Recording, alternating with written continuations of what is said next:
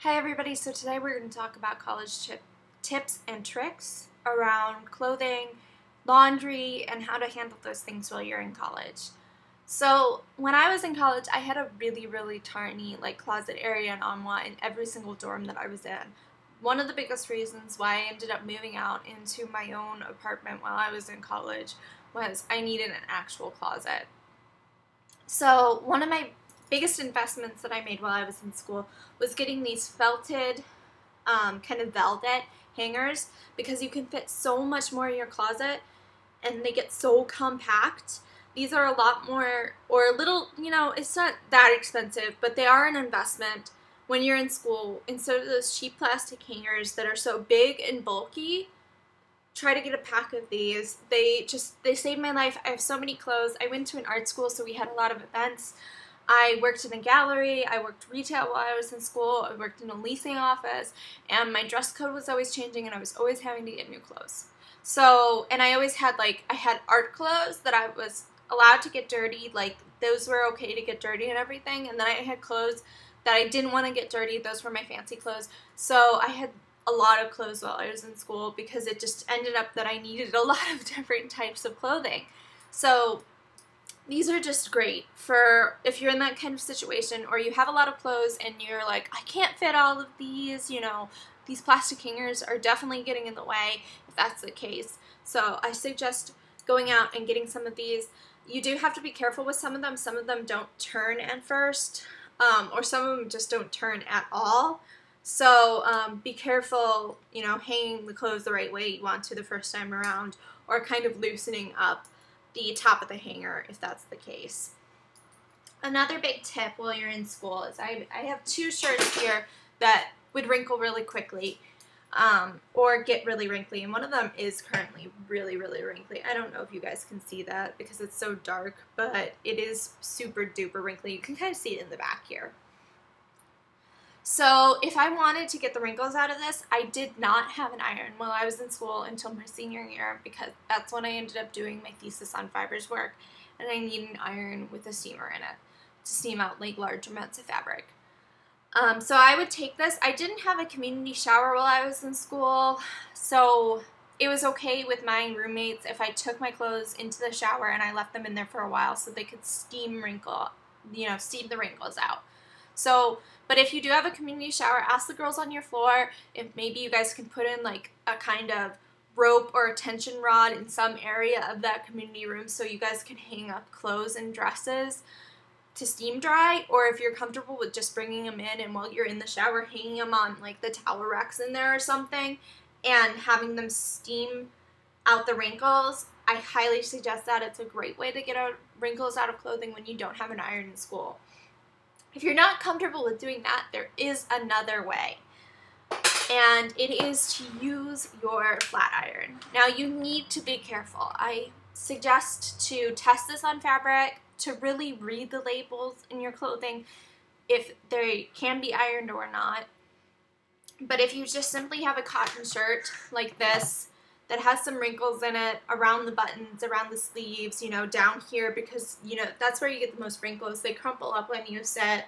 You can use your flat iron, and you just want to be careful with the settings. Don't make them too hot, kind of make it medium on at first when you're ironing out, and you can just take it onto the fabric and just use it like you would on your hair and just pull out the wrinkles, ironing them out using your flat iron. So you don't need a full-size iron. You don't need an ironing board while you're in school. If you want to get one, all the more power to you, but you really don't need one while you're in school.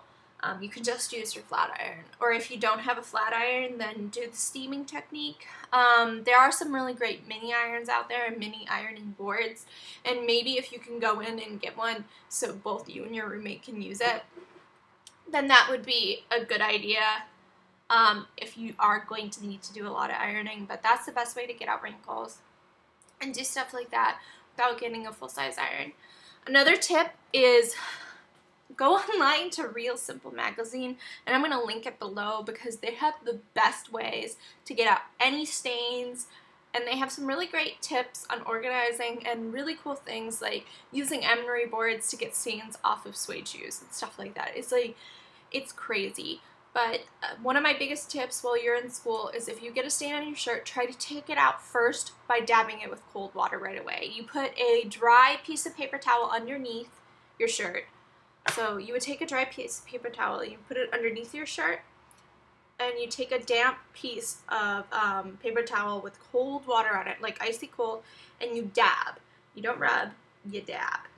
Another tip for taking out like tiny little minor makeup stains and stuff like that along your collar, or, you know, if you hug your boyfriend, you get a little bit of makeup on his shirt or something like that.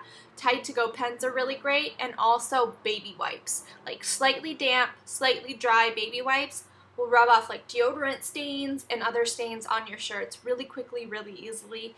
The tips on these can get really dirty using them to take off makeup stains and stuff like that. So replace them often, because then it'll just transfer stained material onto your shirt. Another tip when you're using community laundry rooms and stuff like that, do not get those big tubs of laundry detergent. I know they seem like a good deal and everything, and if you have some like way made up that's completely magical of transferring it into a smaller container, then that's okay, because the minute you get one of those and you leave them downstairs in your community laundry room, everybody's going to use it. It's going to become icky and terrible, and you do not want to be, you know, maybe you do. I could be wrong, but you don't want to be paying for laundry detergent for everybody in your dormitory. So one of the great things to use is concentrated or little tiny containers of laundry detergent, or the concentrated drops packets are really cool. They're these little tiny itty bitty packets of single-use little tiny tabs of detergent that you throw in your wash, and you can just bring a little baggie with you of them. So just don't get a big thing of laundry detergent. That's my number one suggestion. You don't want to be lugging it around. And always, always, always check the barrel of the washing machine before you put in your clothes. I have ruined white shirts by putting in my clothes and not wiping the side with paper towel to see who cleaned what last.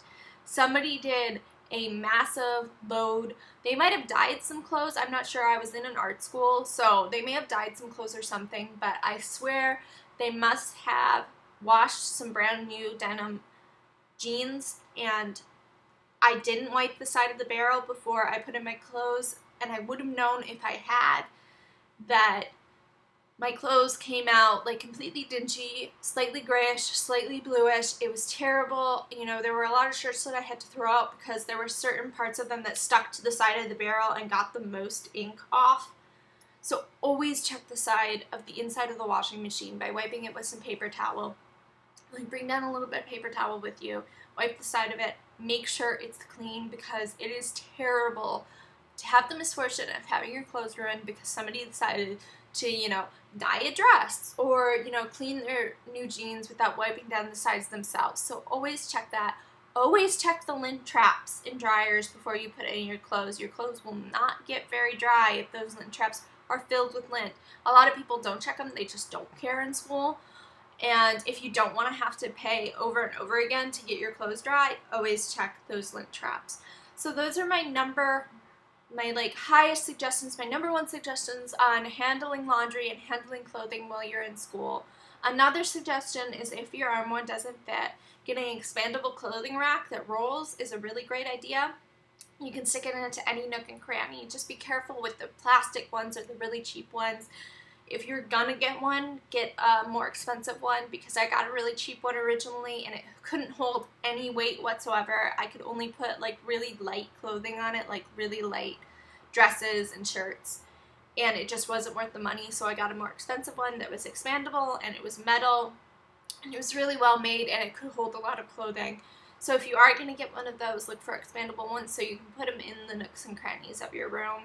Or possibly you could share one with one of your roommates so you guys could have more space for clothes and kind of break it down so you can put like a index card in between where their side and your side is.